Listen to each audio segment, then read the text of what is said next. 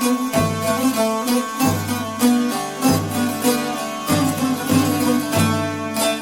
and welcome to the Mejlis Podcast, Radio Free Europe, Radio Liberty's current affairs talk show focusing on Central Asia.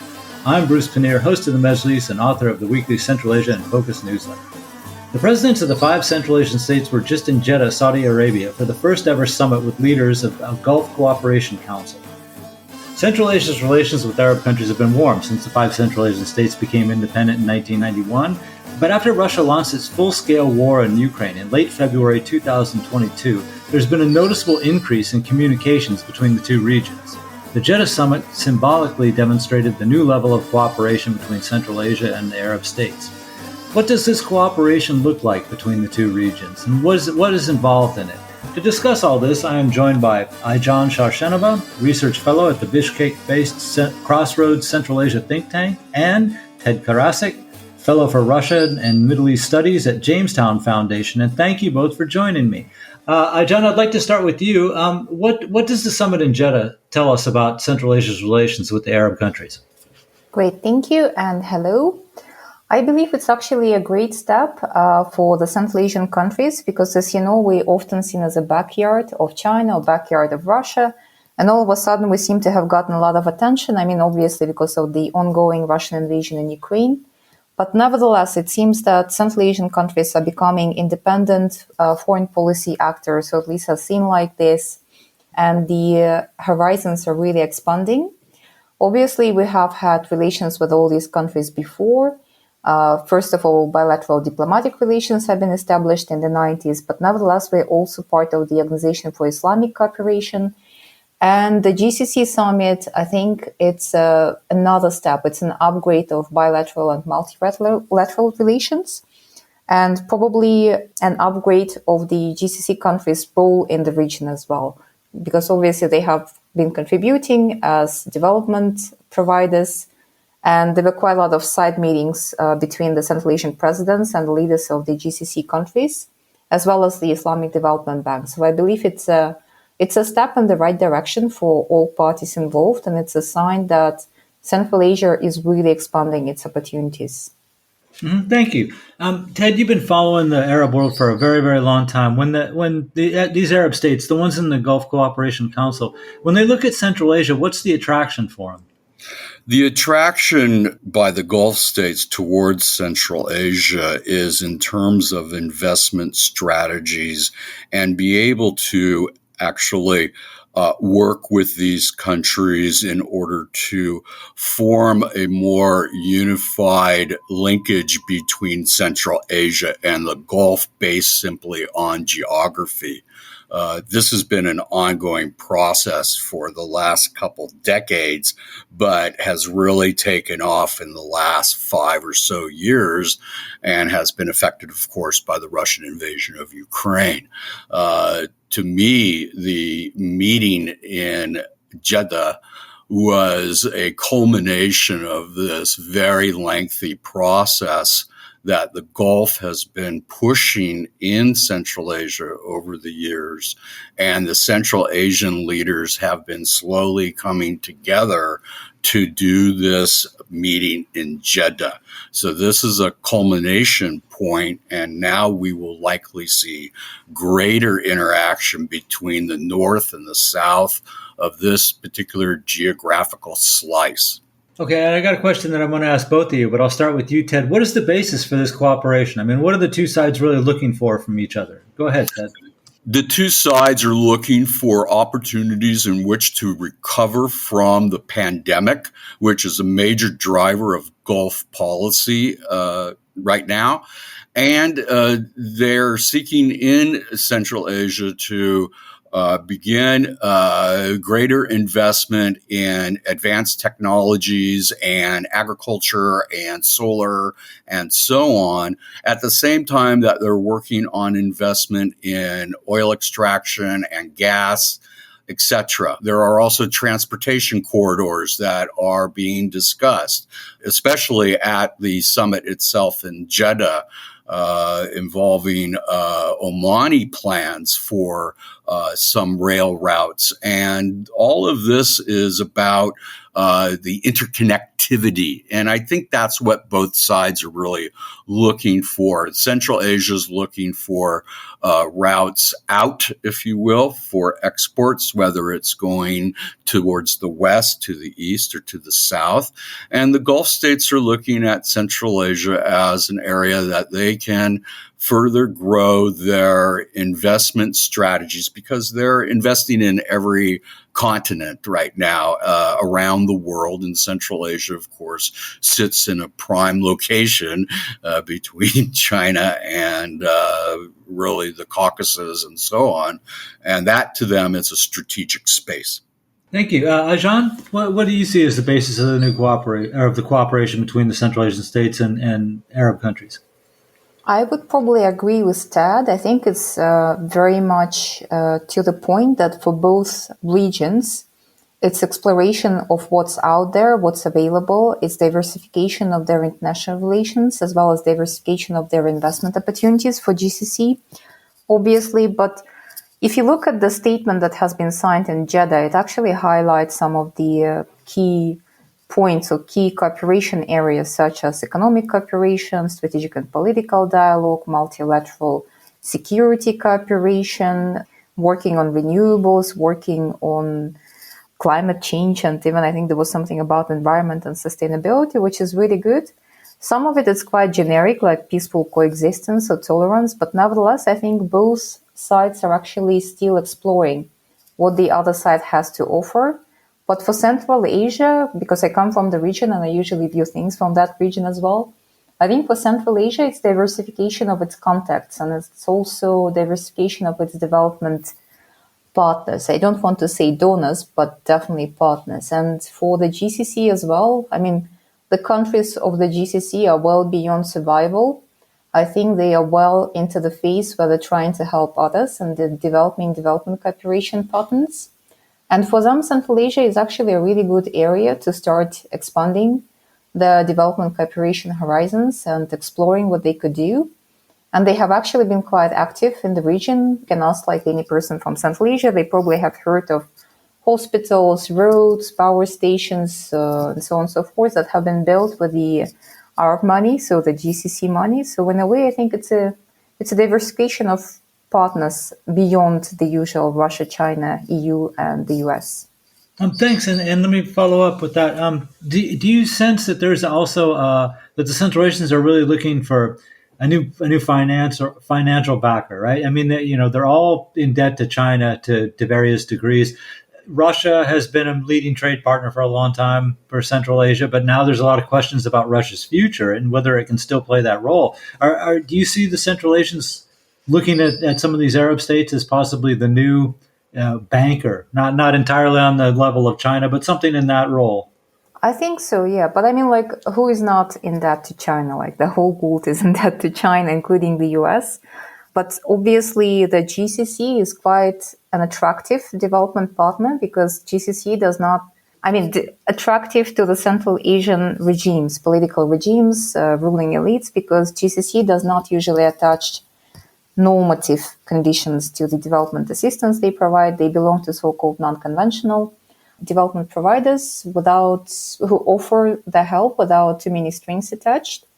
And I think that's a bit of a change, a positive change for the regimes, maybe not for the people, but definitely for the regimes, because the usual partners such as the US and the EU, the development assistance they offer usually comes with strings attached, such as accountability, transparency, human rights dialogue, political dialogue, and so on and so forth. This is not something Central Asian leaders value probably in their relationship with the rest of the world. So in a way, I think GCC is quite convenient for the political regimes or the ruling elites in Central Asian countries. Okay, thanks.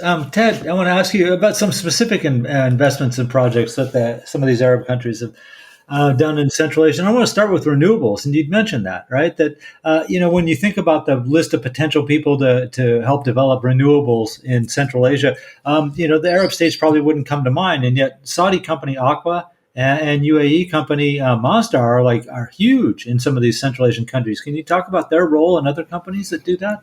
Yes, I can. I just want to back up just for a second to make a very important point. And it regards the fact that when the Central Asian states gained their independence, one of the first tendencies back then was amongst having discussions was that they wanted to imitate the Gulf states. And this has been a driver of their leadership over time because there are very similar behavioral patterns between Central Asian leadership and Gulf leaders. And there's been this back and forth that's been ongoing for, as I said, ever since 1991. Now we're getting into some very interesting territory because of the nexus between the two regions. And Masdar and ACWA are making huge investments in Central Asia as a part of their entrance into the region, with in mind having the COP process as well as the necessity for energy transition. So the Gulf states have an investment strategy that looks at helping Central Asian states out in this arena. Other companies, such as the sovereign wealth funds of these states, particularly in UAE or in Saudi, or even perhaps we'll see some activity with Bahrain soon, that they are increasingly investing in other projects that involve infrastructure. There's a particularly interesting projects that are being developed by AD Ports, Abu Dhabi Ports. And this port project for Kazakhstan is not actually for a port. It's about the transport of energy products from Kazakhstan through the Caspian and then through the Caucasus into the Black Sea. And this plan by Abu Dhabi Ports is part of an infrastructure plan in order to help Kazakhstan get its energy product to market. It's interesting to note that DP World, the port operator, runs the port at Aktu. So you have both Abu Dhabi and Dubai involved in Kazakhstan with energy and shipping and logistics. That's a very good example of this type of activity. Okay, and I also want to talk a little bit about weapons. Some of these Arab countries are increasingly becoming weapon suppliers to Central Asia. Is this true? Yes, it is true. And it's been a tendency for the Gulf states to work with the leaderships and help them to build up their presidential guard. We've seen that in Turkmenistan, for example. And there's also a tendency now, of course, to have Turkey come in and to be able to help supplement some of the arms sales that are going to Central Asian states now, because there's a revolution in military affairs with drones. So this is now the big market. So really the arms sales that are coming from the Gulf are dedicated to leadership protection. And now with the advent of the drone, which is ubiquitous, all these states want to have access to that purchase market. Okay, thank you. And Aijan, we're hopefully we're going to continue this topic into the second part of the show too. But I'm curious about relations between or at least the way the Central Asian governments look at relations with the Arab states, because it's been kind of a double-edged sword. When I was in Central Asia in 1992 and 1993, there was a lot of missionaries, I suppose you would call them, proselytizers, seeking out new converts, or at least to get Muslims into their sect in wherever Arab country they were coming from. So I would run into Saudis, all kinds of people all the time. The Central Asian governments tended to look at that very suspiciously.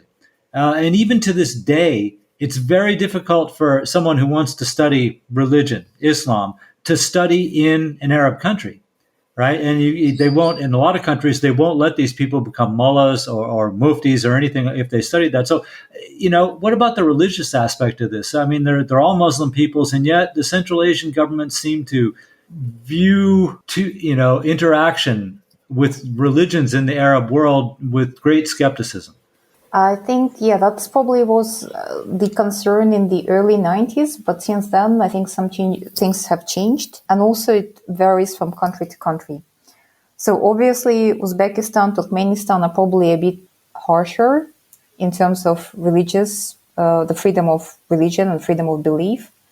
The other countries are probably a bit more relaxed, but nevertheless, this is happening. Like, still, the education is still there. But I think the governments of Central Asia probably understand that whatever religious education is going to happen within the countries, it needs to be sort of controlled, or should happen openly in a transparent way with the participation of the state, because it is a national security interest. And I believe that the GCC countries, at least the official line, sort of matches with that desire to keep it under certain control.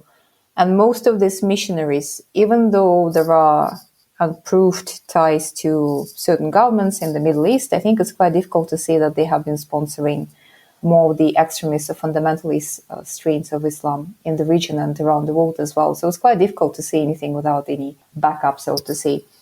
To be honest, Kyrgyzstan is getting quite relaxed, and I think it's been quite relaxed about it for a while.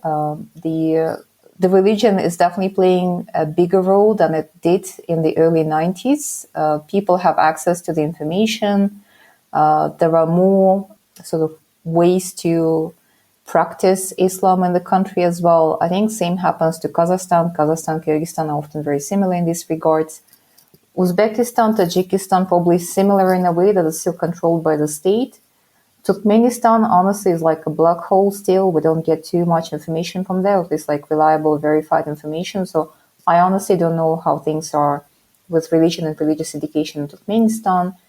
But nevertheless, having lived in the Middle East for about 4 years, I actually have not seen too many or have not heard of Central Asians coming to study to the region. I think they still prefer to go to either Turkey or Egypt, because one of the biggest religious institutions in the world is in Egypt, Al Azhar University, if I'm not mistaken. So, yeah. Mm-hmm. Okay, thank you. And we're talking about relations between Central Asia and the Arab states. And my guests are Ted Karasik, a fellow for Russian and Middle East Studies at the Jamestown Foundation, and Aijan Sharshenova, research fellow at the Bishkek-based Crossroads Central Asia think tank. Ted, I'd like to get your thoughts on the religious connection between the two regions also. It's a fantastic question, and my colleague actually described it quite well, but I want to add a few more points here. And that is, for example, at the Jeddah summit, both the presidents of Kazakhstan and Kyrgyzstan went on Umrah, and that was quite significant, I think, for them personally, but also from the optics of those visits.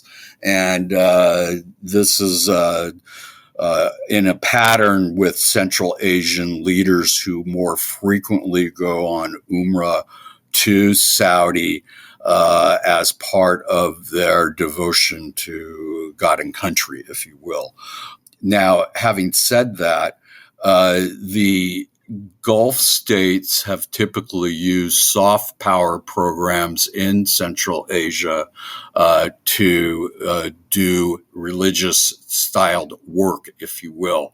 Now, a dozen years ago, of course, this was not appreciated by the Central Asian states because Saudi was pontificating Wahhabist thought.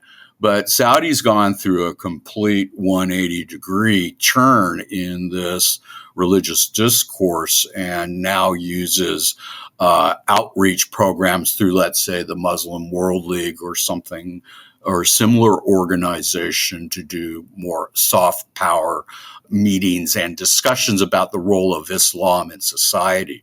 The Emirates do the same. And I believe also Kuwait is launching a program as well. Bahrain is another country that's very important in terms of this religious education. They're very quiet, but they do have a big print. Having said all that, it's absolutely correct that you do not find Central Asians too much in, let's say, religious studies in the Gulf itself. but you're finding them going to other locations like Egypt, which is more traditional. And I think that there's an increasing conservatism, if you will, in terms of Islam that is coming up in the Gulf amongst youth, which is very interesting. And from the comments from my colleague, it sounds like, there's kind of a revival of Islam amongst youth, but for family and life. And that's where the nexus between the Gulf and the Central Asian states lie, is in everyday life and how to live the life of a Muslim in Central Asia while being integrated into Gulf soft power programs. Then let me follow up with that. Do you see Islam, the different practices of Islam in Central Asia and the Arab states, as being an obstacle to, in some ways, to relations between the two regions? And if so, is it one that is surmountable? In terms of the schools of thought, I think this has been a little bit erased, if you will, and there's a reset going on. The sectarianism that we were seeing, for example, in the Gulf region has simply disappeared. We're in a whole new strategic ballgame now. And when you look at Central Asia and its interconnectivity with the Gulf on this issue, there is this big change where you do not see a discussion of different schools of thought. It's just basically about Islam. But these tendencies tend to have evolution of being one way, and then they come down again in kind of a pattern. And so we're going to have to wait and see what happens. This could be a 5 or 6 year phenomena that we're looking at, or it could be longer or shorter. We're just going to have to monitor the way that Islam and the schools of thought are being discussed by locals in their primary language.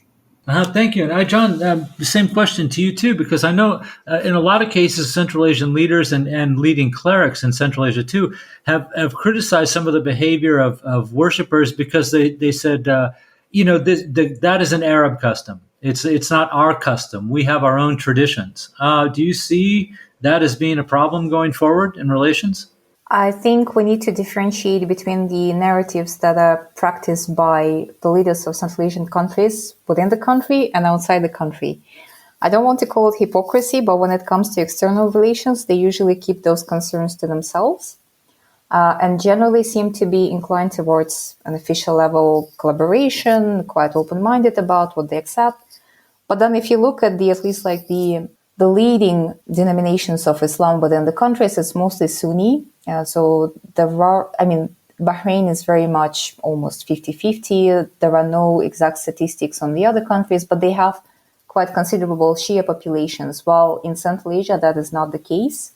It's a very much Sunni area. The big difference is that we had over 200 years of very strong Russian influence, first at the Russian Empire and then at the Soviet Union.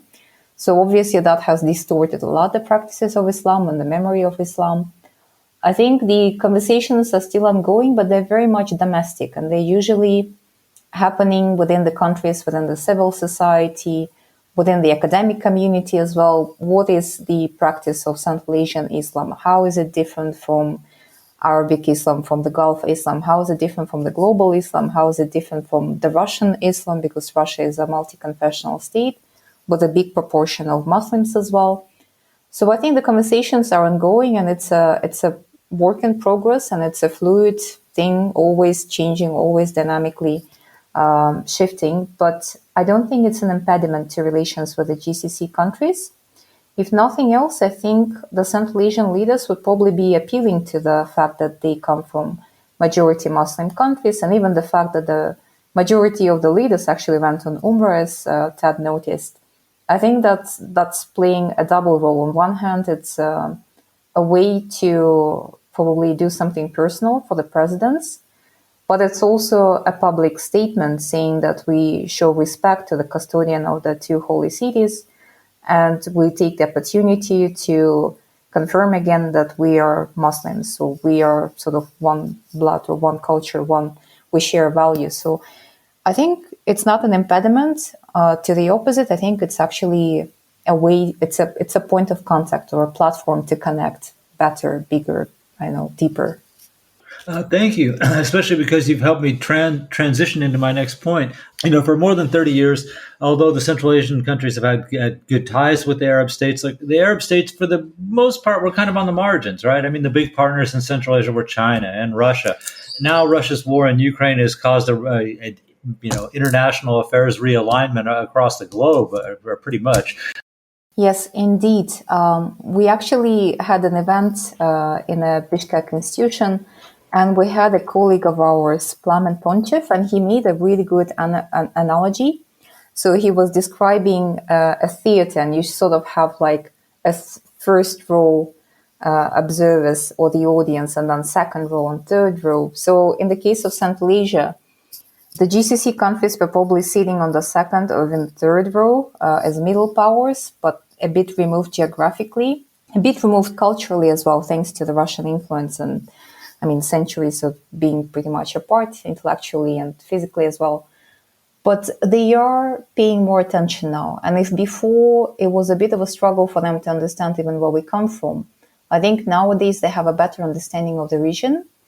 And what I also have noticed in the last 5-6 years as well is that the governments of GCC countries are encouraging tourism to the former Soviet Union countries. And that was quite a surprise for me, at least, because I was really wondering why. For example, I lived in Bahrain for about 4 years. It was it is as normal for them to go to Georgia, Kazakhstan, Azerbaijan, as it is for Central Asians to go to Turkey, Dubai, Thailand, and Egypt, for example. So it's become a destination for travel, a destination for exploration. They are a bit more interested about our culture. When the expos and other kinds of exhibitions happen in GCC countries, they do show interest both at the state level and the public level as well. They're curious about the region because for them it's still an unknown land. But they find it fascinating that it's populated by Muslims they have not heard before, because obviously for the most of the 20th century, we lived in the shadow of the Soviet Union and probably were not seen from outside. So in a way, they are discovering us. 30 years later, they are discovering us and establishing those connections, and we'll see how it goes. That will be very interesting to see what sort of stereotypes they develop of us or what sort of perceptions we create in the region. But there is certainly more cooperation now, both at the state level and at the public level, people-to-people level. I would like to add here that it's important to understand that the Gulf leaderships, particularly, let's say, with the UAE and with Oman, were very early involved in Central Asia after the collapse of the Soviet Union. And they had a lot of investment plans that fell by the wayside because of other events that were going on at the time. Having said that, the UAE, particularly its leadership, began to establish their hunting grounds that were formerly in Pakistan at the time, in southern Kazakhstan, and in Turkmenistan. And this is actually a tool that the Emiratis use in order to get close to the leaderships is this hunting phenomena. And so the Emiratis have set up a hunting area around Shymkent, and you'll see them. They also have falcon rehabilitation center there too. So they kind of combine their hunting and falconry habits, but they've transferred them to Central Asia, where that helps garner closeness with the leadership at the local level, but also at the most senior levels of government. That phenomena helps to build these relations on a interpersonal level, and then helps to guide their investment later. In addition to that, the Central Asian states, I think for the Gulf, represent an area that the Gulf states have been looking at for decades. They understand Central Asia pretty well. They study it in the leadership and in the government.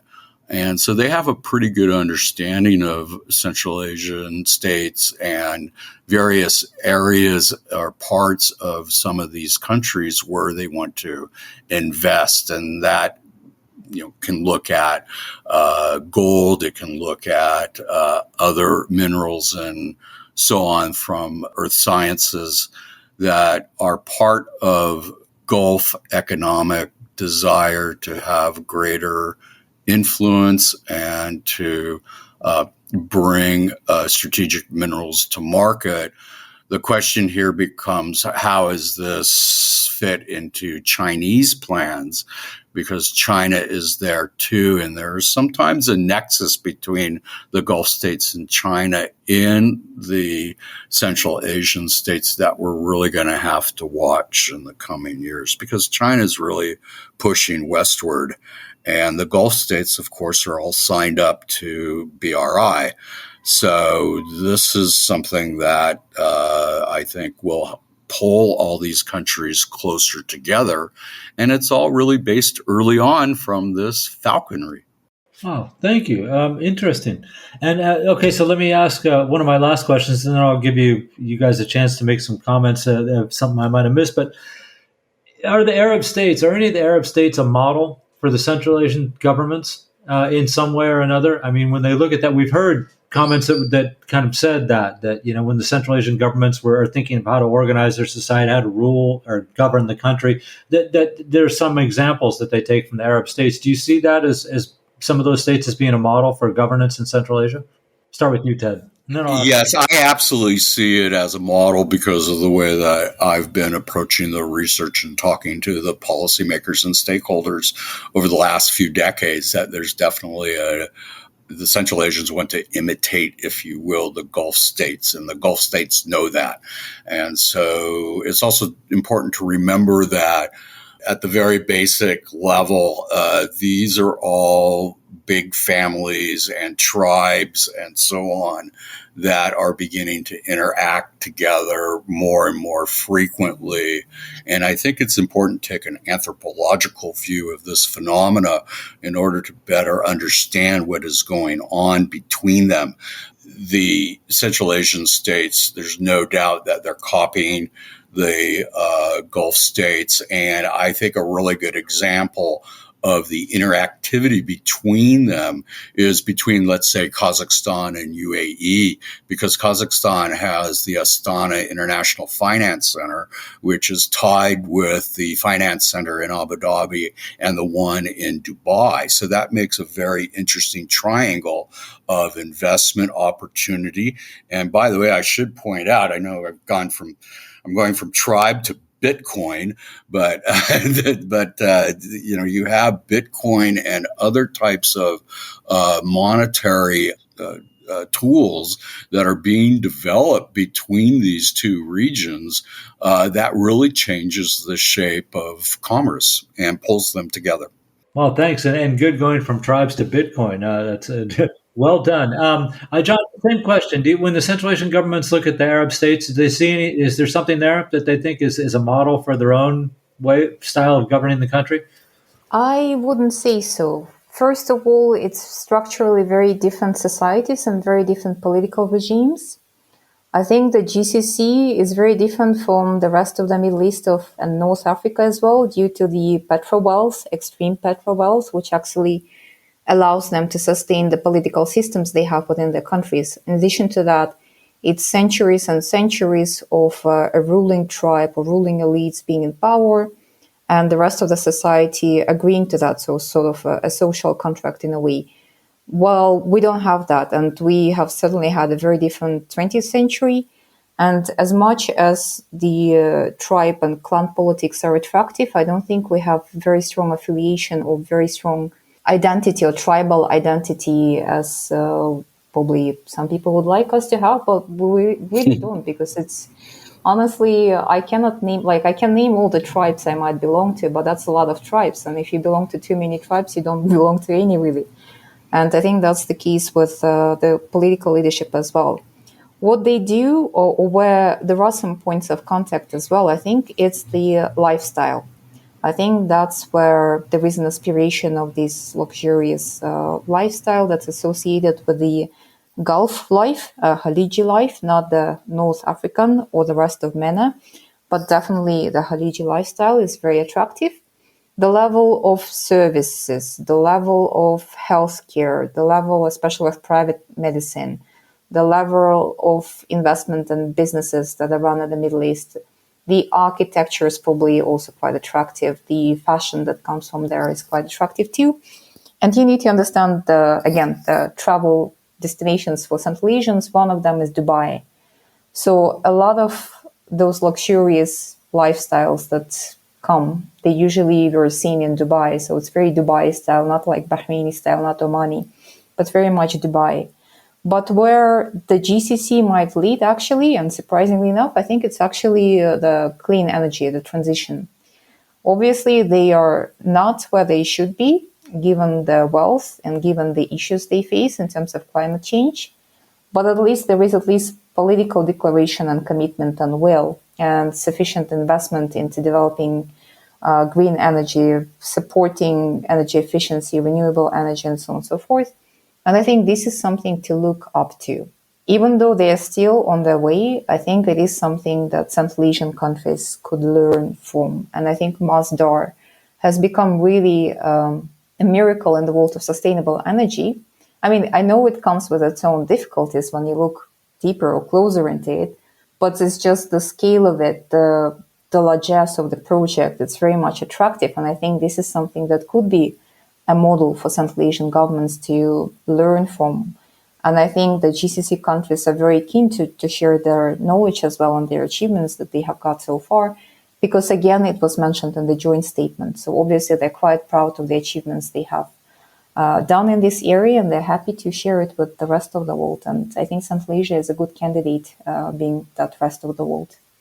Okay, then my final question, and you can mix us in with any thoughts on something I might have missed. But we're talking about Arab Central Asian relations and how they're going now. Now, the relations between these two regions date back millennia, really, right? And certainly in Islamic history, a city like Bukhara, for instance, is greatly revered, right? So even if you're in the Arab world, you know about these places. Is this summit that they had yesterday in Jeddah, can we look at that as something of a watershed moment that's like the reconnection of Central Asia to the Arab states? I mean, are we moving toward closer relations in the near term and midterm future? Ted, I guess I'll start with you, and I'll let Aijan have the last word then. Thank you very much. I feel that there is a very strong connection, obviously, between Central Asia and the Gulf states. I will push hard back on this tribal issue because it's really important to map out the anthropology of these groups that run from Central Asia all the way through the core of the Middle East into the Horn of Africa. This type of research reveals some very interesting patterns that I think that policymakers and stakeholders really need to understand better before they begin to try to do various programs for, let's say, democracy building and stuff like that, because the Gulf states have a different view. Now, having said that, there is a long history, of course, with Bukhara and Samarkand, and particularly with the community of Uzbeks that live in Jeddah, for example, for the past couple hundred years. So you have diaspora, if you will, from Central Asia that reside in Saudi. This is really important because it helps to pull the entire two regions together over time. And indeed, Bruce, I would agree with you that this was a turning point. It's a culmination of a process that's been going on for several decades, and it is a turning point. And I think it's only for the best for both regions that this summit occurred. So I think it's very positive news. Okay, great. And then Aijan, on to you. Like I said, the relationship between these two regions was disrupted by Russian colonization. Are we now back on track and headed forward again? I think so, but it's also a renewed, transformed relationship because obviously the Arabs many centuries ago have brought Islam with them, but Islam was different, the Arabs were different. People who lived in Central Asia were quite different. So in a way, it's a rediscovery of each other, a reconnection as well. And it's been happening for a while, but it was a trickle that is becoming a stream now. Because obviously we had the development assistance, we had tourism going both ways, but more so towards the GCC rather than the other way around. And generally, I think it's a new step or an upgrade in relations. And this is something to welcome for both countries, and also something that we probably forgot to mention is also labor migration, because we have Uzbekistan, Tajikistan, and Kyrgyzstan being exporters of labor force around the world. Well, as you might know, it's mostly to Russia. But nevertheless, with the situation in Russia, there is a need, a long, actually, awaiting need to diversify the destination for employment for our citizens. And I think the Gulf is one of those attractive regions because obviously they have the money, they need the people to do the work. And in terms of lifestyle as well, it's probably more attractive. And in terms of practicing Islam too, it might be a bit easier for Muslims from Central Asia to go and work in the GCC countries. And that's been the case. So in a way, this is following, like the summit itself is following on the people-to-people relations. Because the UAE, I don't have the numbers, but it does host quite considerable amount of contemporary Central Asians. Not those who lived there for 200 years, but those who have arrived in the last 10, 15 years. In search of employment and new opportunities, and especially in the service sector. And hopefully that would develop too, because obviously our countries are still growing. Central Asia is a very young region, and we need jobs for our people. And GCC might offer those jobs for our people. And that's beneficial for our societies as well. Again, like if you come to Bishkek, you go to coffee shops. A lot of them resemble a lot of what I have seen in the Middle East, in a good way. In terms of services, convenience, and so on and so forth. So indeed, I think it's a good development, and I'm looking forward to see what happens. My only concern is the authoritarian know-how, because unfortunately, authoritarian regimes learn from each other. And obviously, none of these regions are particularly democratic. But then again, if they find a way to develop a genuinely GCC mode of governance and genuinely Central Asian mode of governance that serves both people and the authorities, that would be great. Okay, thank you. And that's a good note to leave off on. Obviously this relationship is going to continue, and I would predict that it's going to expand.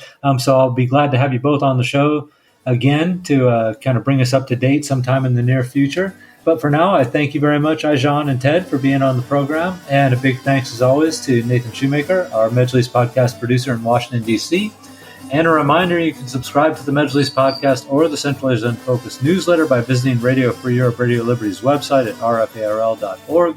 Thank you very much, and we'll be back next week. Bye-bye.